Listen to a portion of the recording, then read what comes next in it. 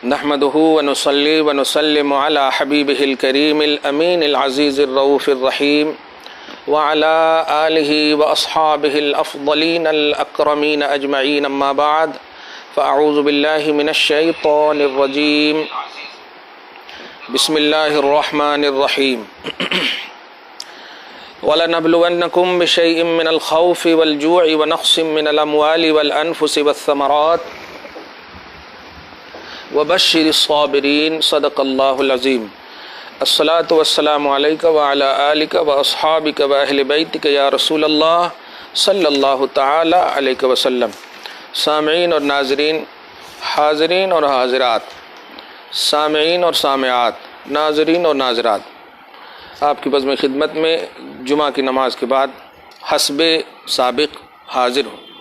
تیسری جمعہ ہے، اللہ پاک اپنے فضل سے قبول فرمائے، ہم سب کے گناہوں کو معاف فرمائے. سب سے پہلے تو جو خطبہ عربی پڑھا اس میں آخری حصہ بڑا اہم نظر آیا، سوچا حاضر کر دوں آپ کی خدمت میں. ان اللہ یأمر بالعدل والاحسان وایتاء ذی القربی وینہی عن الفحشاء والمنکر والبغی. 5 چیزیں ہیں اس کے اندر. ان اللہ یأمر بالعدل والاحسان، یہ قرآن کی آیت بھی ہے پارہ نمبر 14 میں، کہ بے شک اللہ تعالی تمہیں حکم دیتا ہے عدل کا. سورہ نحل کی آیت نمبر 90. بے شک اللہ حکم دیتا ہے عدل کا، والاحسان اور احسان کا، اور وایتاء ذی القربی اور قریب تر یعنی رشتہ داروں کو دینے کا، رشتہ داروں کی مدد کا. 3 چیز یہ ہے. اور وینہی عن الفحشاء والمنکر والبغی، 3 چیز کا حکم دیتا ہے یعنی پازیٹیو حکم، اور 3 چیز کا نگیٹو حکم ہے. وہ وینہی عن الفحشاء والمنکر والبغی، اور فحشاء سے روکتا ہے، منکر سے روکتا ہے، اور بغی سے روکتا ہے. عدل اور احسان، یہ تو آسان بات ہے. عدل احسان کا حکم دیتا ہے. عدل کرنا یہ ہم پر واجب ہے، لازم ہے. احسان، حدیث کی روشنی میں اللہ کی عبادت ایسی کی جائے گویا کہ عبادت کرنے والا اللہ کو دیکھ رہا ہے، اور اگر یہ بساط نہ ہو کہ نہ دیکھ سکے تو سمجھو کہ اللہ دیکھ رہا ہے. یہ ہے احسان کا پیمانہ شریعت کی روشنی میں، حدیث کی روشنی میں. وایتاء ذی القربی، اور قریب تر رشتہ دار. قریب تر یہی نہیں ہے کہ آپ کے بھائی بہن نہیں ہیں، ہر مومن آپ کے قریب ہے، لیکن ان میں جو صاحب آپ کے رشتہ دار ہیں ان کو مقدم رکھا جائے. اس وبائی ماحول میں تو اور بھی تو اللہ پاک ہی یہ حکم دے رہا ہے، اور اللہ پاک کے حکم کی عدولی کی وجہ سے ہی یہ بیماریاں، یہ پریشانیاں ہم پر آتی ہیں. اور اللہ جو حکم دے اس کو ماننا یہ اطاعت ہے، اور جو اطاعت کرتا ہے فقد فاز فوزا عظیما، وہ کامیاب اور فوز عظیم سے سرفراز ہوتا ہے. تو معلوم یہ ہوا کہ اللہ پاک نے جو حکم دیا ہے اس حکم کی ہم بجاوری کریں گے تو انشاءاللہ ہر بیماری اور ہر پریشانی سے ہمیں نجات ملے گی. یہ تو پہلے حصے کا. تیسری چیز تھی فحشاء اور منکر. فحش بولتے ہیں جسمانی طور پر، یعنی طبیعت جسے برا جانے اسے فحش بولتے ہیں، اور شریعت جسے برا جانے اسے منکر بولتے ہیں. طبیعت جسے برا جانے اسے فحش بولتے ہیں. طبیعت، زنا، بدکاریاں اور بدفعلیاں، بد کرداریاں، بد اخلاقیاں، یہ سب فحش میں داخل ہوتی ہیں. ان تمام چیزوں سے اللہ پاک بچنے کے لیے کہتا. اور منکر یعنی مطلب نماز کا ترک کرنا، شریعت نے جن جن چیزوں کو ناپسند کیا وہ چیز کرنا، تو یہ اس کو منکر کہتے ہیں، اس سے بچنے کو. والبغی، اور بغی کے کئی مفہوم ہو سکتے ہیں، لیکن بغاوت بھی آپ لے سکتے ہیں اور زنا بھی مراد لے سکتے ہیں، لیکن چونکہ فحشاء میں یہ مفہوم آ ہی جا رہا، بغاوت ہے، یعنی بغاوت کرنے سے بھی اللہ پاک ہم کو روکتا ہے. اگر ہم اس آیت پر ہی صرف عمل کر لیں تو انشاءاللہ اللہ پاک کو راضی کرنے کا ایک ذریعہ اور ایک امید کی کرن نظر آ سکتی ہے. یعظکم، تمہیں اللہ نصیحت کرتا ہے، لعلکم تذکرون، اس امید پر. دیکھیے اللہ پاک کی امید، اس امید پر کہ تم نصیحت قبول کرو. یہ تھی مطلب خطبہ عربی کی آیت جو میں نے تلاوت کی. اس کے بعد نماز میں جو میں نے تلاوت کی ہے اس کی فرسٹ آیت یہ تھی جو بڑی مشہور آیت ہے، وہ ہے کہ سورہ بقرہ کی آیت نمبر 152 میں 153، یا ایھا الذین آمنوا استعینوا بالصبر والصلاۃ، ایمان والو صبر اور صلاۃ سے مدد چاہو. اس آیت پر ذرا غور کریں، صلاۃ کا جملہ بعد میں اللہ پاک نے کہا اور صبر پہلے کہا ہے. مطلب یہ ہوتا ہے کہ اگر آپ اس میں نقطہ میرے سمجھ کے مطابق یہ ہے کہ اے بندو نماز پڑھو یا دیگر عبادات کرو، ان عبادتوں میں احساس کو ایکٹیو رکھو اور نفس کو، خاص طور سے نفس سے مراد اپنی توجہ کو اپنے آپ میں قابو رکھ کر کے صبر کو مقدم کیا کہ دینے میں اگر کبھی فرض کیجئے نماز پڑھنے میں مشقت ہو، تکلیفیں ہوں، پریشانیاں ہو، تو ان تکلیفوں پریشانیوں کو برداشت کرو، تب تمہاری مدد ہوگی۔ تو صبر کو مقدم کر کے اشارہ کیا ہے کہ ہیپی ہو کر کے، خوش ہو کر کے اللہ کی عبادت کرنا چاہیے، نہیں تو فارمیلٹی، ٹیمپروری اور ایک ڈیوٹی سمجھ کر کوئی مالی ہو یا بدنی عبادت کرو گے تو پھر اللہ پاک آپ کی ہماری مدد نہیں کرے گا، یہ مفہوم تھا۔ لیکن اللہ پاک آگے فرماتا ان اللہ مع الصابرین، کیونکہ دیکھیے عبادتوں کی قبولیت کا دار و مدار صبر پر رکھا، اور اسی لیے فرمایا کہ بے شک اللہ صبر کرنے والوں کے ساتھ ہے۔ بس ایک ہی لفظ کہوں گا، یہ وبا جو کورونا کی پھیلی ہوئی ہے، ان مشقت، پریشانیاں، مصیبت اور تکلیف کی گھڑی میں آپ ہم سب صبر سے کام لیں، انشاءاللہ اللہ پاک صبر کرنے والوں کے ساتھ ہے۔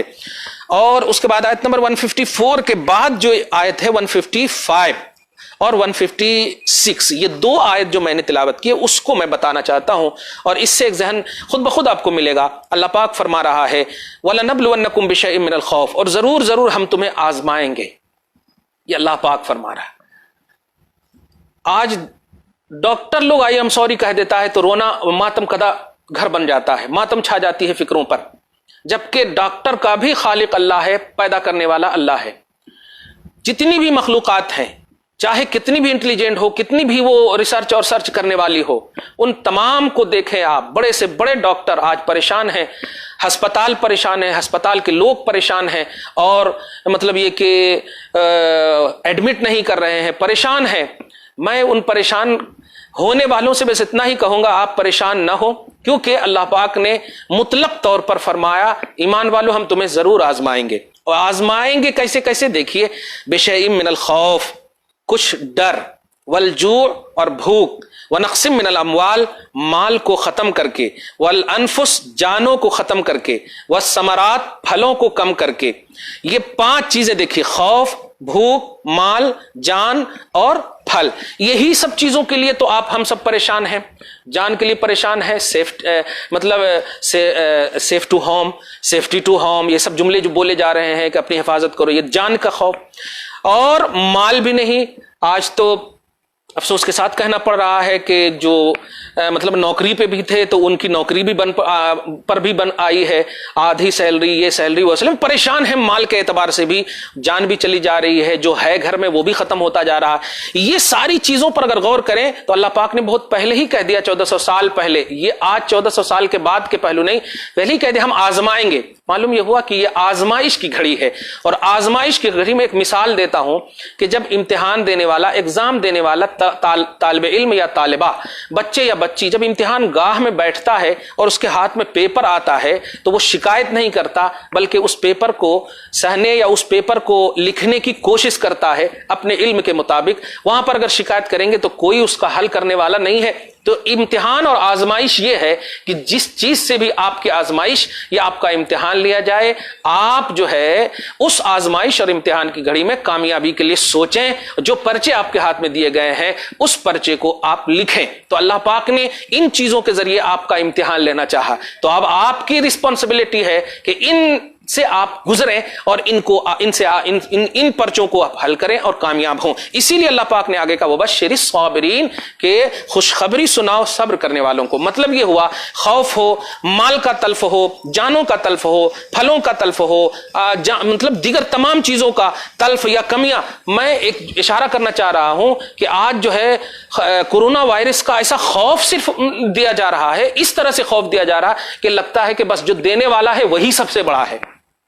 ڈاکٹر ڈرا دے رہے ہیں، لوگ ڈرا دے رہے ہیں۔ تو ایک جانب سے امت کا، ارباب دانش کو بھی یہ جملہ کہنا چاہ رہا ہوں، ارباب قوم کو بھی یہ جملہ کہنا جا رہا ہوں کہ جو لوگ دانشور ہو، فہم و ادراک والے ہو، سمجھدار ہو، آپ تم تو سمجھو کہ صرف خوف دلانا یہ آپ کی ذمہ داری نہیں ہے، امید بھی دلائیے آپ۔ لا تقنطوا من رحمت اللہ کب پڑھوائیں گے، کب پڑھیں گے آپ کہ اللہ پاک نے کہا اے امتیو، اے میرے حبیب کی امتیو، میری رحمت سے نا امید نہ ہونا. بخاری شریف کی حدیث ہے میری ناراضگی میری رحمت سے نیچے ہے, میں اپنے رحمت کو اپنے غضب پر اوپر رکھتا ہوں. حضور پاک کو رحمت للعالمین بنایا. تو امت محمدیہ کے ڈاکٹروں یا امت محمدیہ کے ذمہ داروں, سوشل ورک کرنے والوں, تمہیں یہ میسج ہے بڑے درد اور دل کے ساتھ یہ میسج دے رہا ہوں کہ آپ صرف کورونا کا خوف نہ دلاؤ بلکہ کہو کہ رب ہے تمہارے ساتھ, نبی ہیں تمہارے ساتھ, غوث و قطب ہیں تمہارے ساتھ, بڑے بڑے ہیں تمہارے ساتھ, یہ سب ہیں تمہارے ساتھ. موت تو مخلوق ہے. قرآن کہتا خلق الموت والحیات, اللہ موت کو پیدا کیا, حیات کو پیدا کیا, تو موت تو مخلوق ہے. آپ بھی مخلوق, ہم بھی مخلوق ہیں. تو اگر کسی میں اللہ پاک نے آپ کی جس میں موت رکھی ہوگی اس میں تو آنی ہوگی. اذا جاء اجلهم لا يستأخرون ساعة ولا يستقدمون. جب موت کا وقت آ جاتا ہے تو نہ ایک لمحہ آگے جاتا ہے نہ ایک لمحہ پیچھے آتا ہے. یہ موت کا فلسفہ ہے. اس لیے موت کے ڈر سے یا موت کا خوف صرف یا وبا کے ڈر سے یا جان ختم ہو جائے اس کے ڈر سے آپ خالق کو بھول نہیں سکتے. آپ یاد رکھو کہ کورونا ہو یا دنیا کی کوئی بھی آفت ہو, خالق اللہ ہے, شفا دینے والا رب ہے, مولا ہے, پروردگار ہے. وہ ہے آپ کے اوپر. دنیا کا ڈاکٹر تو آئی ایم سوری کہہ سکتا ہے لیکن وہ در ایسا ہے کہ وہاں نہیں جھکو گے تو ناراض ہو جائے گا وہ. یہاں تو آپ مطلب کہو گے کہ ایڈمٹ کر لو تو یہاں ناراض ہو رہے ہیں لوگ, اور وہاں ایڈمٹ نہ ہوگے تو ناراض ہوتے. وہ ہے شفا خانہ. مصطفیٰ جان رحمت کے حوالے سے آپ کو یہ امید رکھنا ہوگا کہ اللہ پاک رحم فرمانے والا ہے. پھر آپ جو ہے خوف, میں اس باب میں ایک حدیث پاک کتابوں کی دنیا کے حوالے سے بولنا چاہتا ہوں. ایک نبی پاک صلی اللہ علیہ وسلم ہے, ایک صحابی کے پاس آپ تشریف فرما ہے, وہ ایک دم بالکل مرض الموت یعنی بالکل مرگ کے قریب ہے, موت کے قریب ہے. نبی ارشاد فرماتے ہیں کیسا محسوس کر رہے ہو؟ آپ پوچھئے وہ کامیاب سابقون الاولون, وہ کامیاب فائز المرام شخصیت سے. نبی نے جب پوچھا, میں تو بس یقین کہتا ہوں نبی نے ان کو دیکھ لیا, یہ پوچھتے نہیں بھی تو ان کی تو بخشش کامیابی ان کے قدم کو چوم رہی ہوگی, لیکن پوچھ کر ہمیں یہ ذہن دینا چاہا ہے میرے حبیب نے صلی اللہ تعالی علیہ وسلم. پوچھتے ہیں کیسا محسوس کر رہے ہو؟ وہ عرض کرتے ہیں یا رسول اللہ کی رحمت کی امید تو کر رہا ہوں, ساتھ ہی ساتھ اپنے گناہوں کا ڈر بھی ہے, اپنے گناہوں کا ڈر بھی ہے. نبی پاک صلی اللہ علیہ وسلم مسکراتے ہوئے ارشاد فرماتے ہیں جس بندے کے اندر امید رحمت اور خوف الہ دونوں آ جائے, اللہ پاک ان کو خوف سے امن عطا کرتا ہے اور امید کو کامیابی کی منزل سے ہمکنار کرتا ہے. ہمیں بھی چاہیے کہ امید رحمت بھی رکھیں اور پھر خوف بھی رکھیں. جان مال حق سب کا مالک اللہ ہے, بیدہ الملک, ساری سلطنت بادشاہت اسی کے ہاتھ میں ہے. اس لیے آپ امید کا دامن نہ چھوڑو. لا تیأسوا من روح اللہ انہ لا یئس من روح الا القوم الکافرون. اللہ کی رحمت سے امید تو کافر ہوا کرتے ہیں, مومن ہو تو اللہ کی رحمت سے امید بھی آپ رکھو. وہ موت دے گا, حساب کتاب کون لے گا؟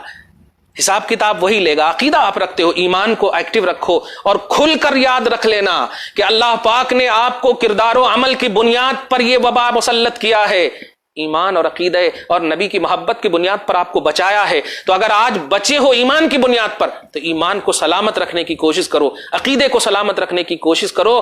ایمان کی بنیاد پر بچے ہو تو انشاءاللہ اسی کی بنیاد پر بچنے کی تمنا بھی کرو. اور ایمان یہ ہے کہ خدا کی رحمت کی امید بھی کرو, پھر خوف الہ رکھو, عذاب کا خوف رکھو, پھر وبا کا خوف. جو اللہ پاک نے خوف کے پہلو رکھے ہیں وہ رکھو, لیکن امید رحمت دونوں اس کے بیچ میں آپ کھڑے رہو. صرف ڈرے رہو گے آپ تو پھر امید کون کرے گا؟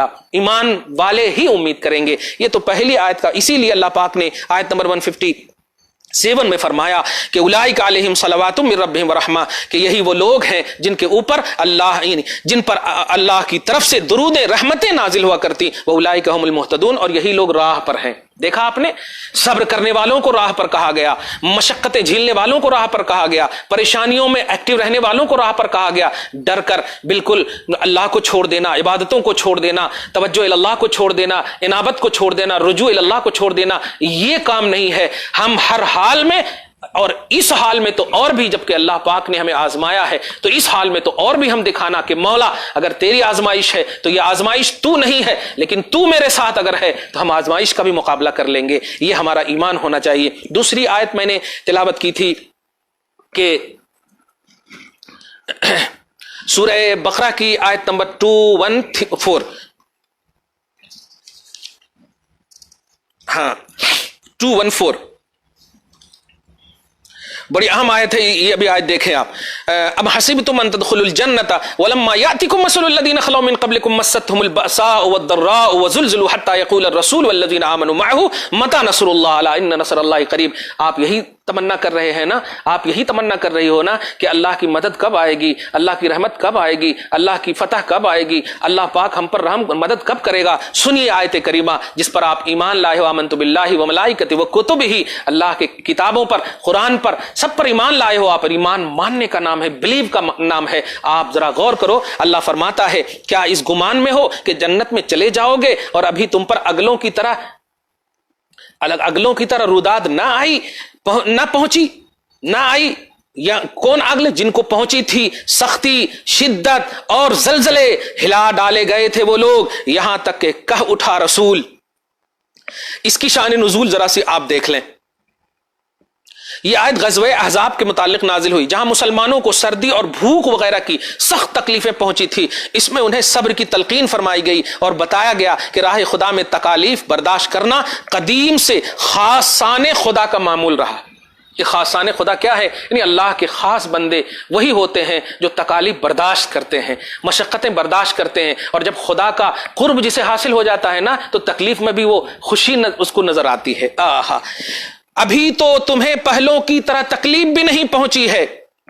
بخاری شریف میں حضرت خباب بن ارت رضی اللہ تعالیٰ عنہ سے مروی ہے کہ حضور سید عالم صلی اللہ علیہ وسلم سائے کعبہ میں اپنی چادر مبارک سے تکیہ کیے ہوئے تھے, تشریف فرما تھے. ہم نے حضور سے عرض کی, یا رسول اللہ, حضور ہمارے لیے کیوں دعا نہیں فرماتے, ہماری کیوں مدد نہیں کرتے؟ فرمایا, تم سے پہلے لوگ گرفتار کیے جاتے تھے, زمین میں گڑھا کھود کر اس میں دبا دیے جاتے تھے, آرے سے چیر کر 2 ٹکڑے کر دیے جاتے تھے, اور لوہے کی کنگھیوں سے ان کے گوشت نوچے جاتے تھے, اور ان میں کوئی مصیبت انہیں ان کے دین سے روک نہ سکتی تھی. اتنی تکلیف کے باوجود, اور ابھی تو تمہیں ایسی تکلیف بھی نہیں ہے. یعنی بتانا یہ چاہ رہے ہیں کہ پہلوں کی طرح تو تکلیف اور مشقتیں, پریشانیاں اور شدت بھی نہیں ہوئی ہے تمہیں, پھر بھی وہ لوگ اپنے دین سے نہیں, خاصان خدا ہونے کی بنیاد پر دین سے نہیں پھرے, اور تم تو ابھی سلامت ہو, تم تو ابھی ہوش و حواس میں ہو, سجدے اور رکوع کر رہے ہو. کیا میرے آقا رحمت للعالمین نے پیمانہ پیش کیا ہے. مگر آگے فرمایا کہ متا نصر اللہ کے بعد الا ان نصر اللہ قریب. قرآن کہتا ہے سن لو, بے شک اللہ کی مدد قریب ہے. کیا یہ جملے سننے کے لیے آپ ترس نہیں رہے تھے؟ کیا یہ جملے سننے کے لیے آپ پریشان نہیں تھے کہ کب کہے اللہ کہ سنو میری مدد قریب ہے, سنو میری مدد قریب ہے, سنو میری مدد قریب ہے. اے دنیا والو, اے خصوصاً مسلمانوں, پریشان مت ہو, سازش کا شکار کیوں نہ ہو گئے ہو.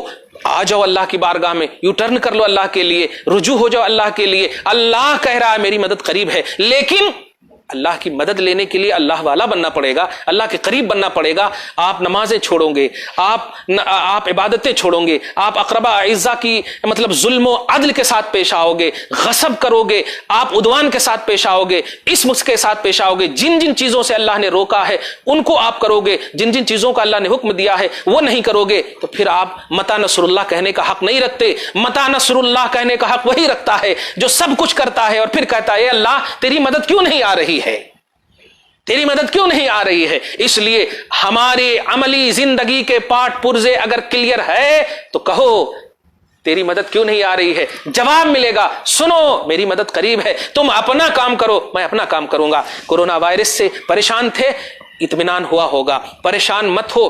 پریشان کے پہلے اللہ کی امید.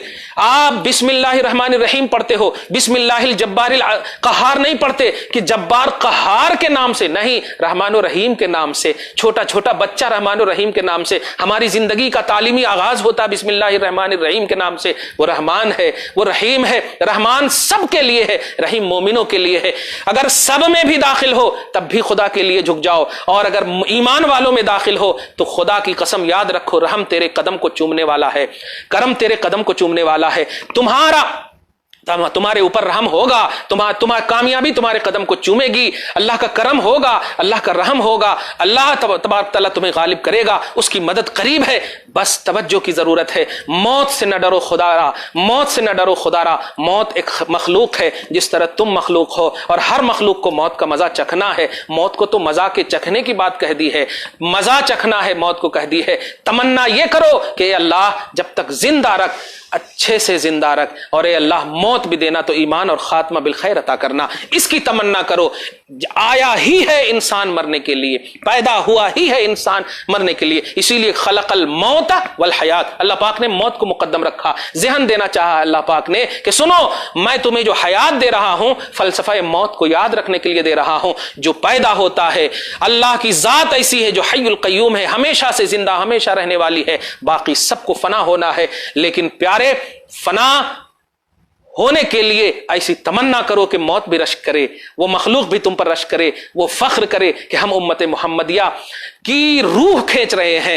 ایسے تصور میں خدا سے دعا کرتے ہیں پروردگارہ ہم سب کی دعاؤں کو قبول کر لینا، مولا آج کی اس خصوصی جمعہ کی نماز کو قبول کر لینا، یا اللہ گھر بار میں اولاد میں برکتیں عطا فرمانا، یا اللہ رحم و کرم کی بھیک مانگتے ہیں مولا ہم سب کو اپنے حبیب دافع البلا والوبا طب القلوب ودوائہا کے صدقہ طفیل میں پروردگار ہم سب کو معاف کر دے مولا۔ یہ سچ ہے مولا، کردار و عمل کی بنیاد پر تو نے یہ وبا مسلط کیا ہے، یہ تکلیف مسلط کیا ہے، اور جب بھی تو پریشان ہم پریشان ہوتے ہیں اور تیری جانب سے آزمائش ہوتی ہے، یہ سچائی ہے کہ کردار و عمل اس کی بنیاد بنتی ہے۔ یا اللہ معاشرے کی تمام برائیوں سے حفاظت فرما، ملک کی حفاظت فرما، عالم کی حفاظت فرما مولا، اس کا آغاز گھر سے فرما۔ یا اللہ ہم سب کے گھر میں جو کوئی بھی کسی طرح سے بھی تیری بارگاہ کی نافرمانی ہو رہی ہے مولا، نافرمانی کرنے والوں کو توفیق خیر عطا فرما، ہدایت کاملہ عطا فرما۔ یا اللہ پھر تمام معاشرے کی مدد فرما مولا، ملک کی مدد فرما، جن کے والدین زندہ ہیں ان کا سایہ دراز فرما مولا،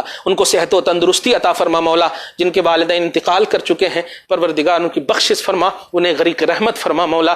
یا اللہ جن کے گھر میں بال بچے ہیں ان کی حفاظت فرما مولا۔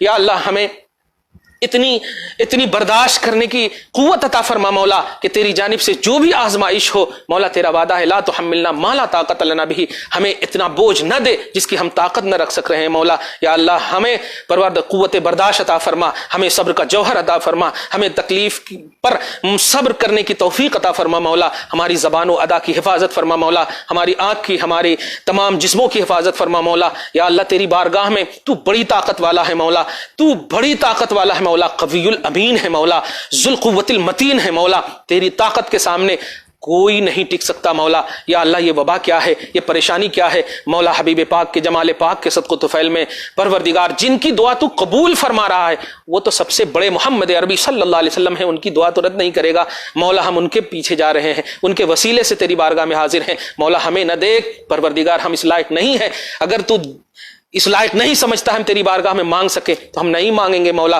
مگر حبیب پاک کے صدقہ طفیل میں ہمارے بال بچوں کی حفاظت فرما، ہمارے گھر بار کی حفاظت فرما، ہمارے معاشرے کی حفاظت فرما، ہماری تمام رشتہ داروں کی حفاظت فرما، اعزاء اقربا کی حفاظت فرما۔ یا اللہ اگر کبھی بھی تو نے ہماری کوئی بھی تبلیغ و اشاعت کے باب میں کسی بھی طرح سے مولا ہم نے کئیوں کو اسلام قبول کروایا ہے، کئیوں کو گناہوں سے بچوایا ہے مولا، یا اللہ بھٹکتے ہوئے کو راہ راست پر لایا ہے مولا، اور اس میں کوئی ذاتی نفسانی طور پر اس کا کوئی دخل نہیں ہے مولا۔ یا اللہ اگر ہم نے یہ کام تیری رضا کے لیے، تیری بارگاہ، تیرے حبیب کی خوشنودی کے لیے کیا ہے تو مولا ہماری پکار کو قبول فرما لے، ہماری دعا کو قبول فرما لے۔ اے اللہ ہم سب کی مدد فرما، ہم سب کی حفاظت فرما، جو بھی تیری بارگاہ میں دعا کر رہے ہیں قبولیت کے صدقہ طفیل میں ہماری بھی ان کے صدقے میں دعا کو قبول کر لے مولا۔ کبھی بھی زندگی کی راہ میں اگر تیری بارگاہ میں کوئی مقبول عمل کیا ہے یا اللہ اس مقبول عمل کے صدقہ طفیل میں آج کی بھی اس دعا کو قبول کر لے مولا، اور جو خیر ہے مولا ہم سب کو عطا فرما، اور جو شر ہے مولا ہماری نگاہوں سے اوجھل کر دے، ہمیں ان شر سے دور کر دے مولا، اور شر کو ہم سے دور کر دے مولا، برائیوں کا خاتمہ فرما مولا، ہمارے نفس کی حفاظت فرما مولا، ہماری تمام ترداؤں کی حفاظت فرما مولا، واسطہ تجھے حبیب کا، حبیب کے حبیبوں کا، نواسۂ رسول کا، علی اصغر کا، شہیدان کربلا کا، یا اللہ سسکتی ہوئی بلکتی ہوئی ان ہونٹوں کا جن کا نام سکینہ ہے، جن کا نام زینب ہے، یا اللہ ان کے صدقہ طفیل میں، ان سر انور کے صدقہ طفیل میں پروردگار جن کا نام حسین ہے، یا اللہ ان کے صدقہ طفیل میں پروردگار اس وبا کو، اس تکلیف کو، اس مشقت کو، پریشانی کو دور کر دے مولا، ہماری ذہنیت کو ایمان والا بنا دے، ہمارے فکر کو، ہمارے شعور کو، ہماری عقل و خرد کو ایمان والا بنا دے مولا۔